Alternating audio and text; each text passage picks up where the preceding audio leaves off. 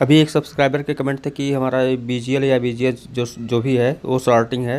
तो शॉर्टिंग का अगर इशू आपका ये प्रॉब्लम आ रहा है सामने, तो सबसे पहले क्या करें कि जहाँ से जो है वोल्टेज हमारे आउट हो रहे हैं, यानी जिस आईसी से वोल्टेज आउट हो रहे हैं, जहाँ से जनरेट हो रहा है और जहाँ पे जा रहा है, दोनों के बीच के जो है डिफरेंस को, यानी कि वहाँ से कट करें, यानी आउटपुट को कट कर दें। दोनों जब कट हो जाएं तो अब आप देखें कि वहाँ पे हमारा जो आउटपुट यानी उस एरिया में रेजिस्टेंस लो है, या हमारा जहाँ से जनरेट हो रहा है इस एरिया में लो है।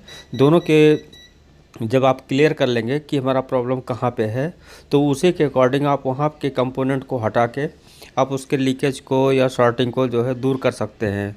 और दूसरी बात यह है कि आपको सबसे पहले किसी फंक्शन को समझना भी ज़रूरी है।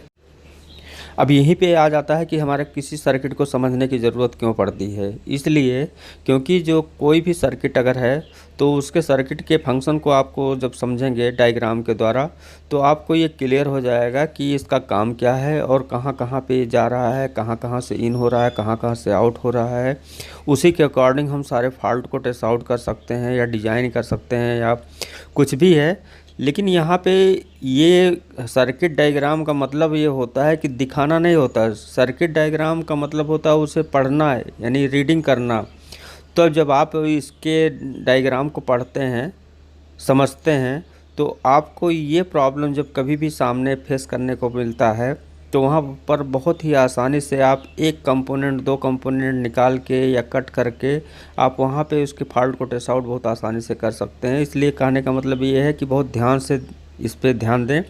वैसे बहुत सारे वीडियो आपको मिल जाएंगे कि यहाँ से कट कर दीजिए, वहाँ से कट कर दीजिए, लेकिन मेरे कहने का मतलब ये है कि अपने नॉलेज को इंक्रीज़ करें और कंपोनेंट लेवल पे ही अगर आप रहेंगे तो ये प्रॉब्लम कहीं ना कहीं आपको फेस करने को मिलेगा। क्योंकि कभी कभी किसी किसी की सर्किट की डिज़ाइन अलग होती है, क्योंकि अपने मनचाहा फॉल्ट आपको नहीं मिलेगा कि हाँ हम अगर कोई काम करते हैं तो मेरे अनुसार ही फॉल्ट आए। फॉल्ट किसी न किसी रीज़न से होता है, किसी न किसी कारण से होता है। उस रीज़न को, उस कारण को समझना बहुत ज़रूरी होता है। तो हमें पहले किसी सर्किट को समझने के लिए ज़रूरी है कि उसके बारे में जानकारी।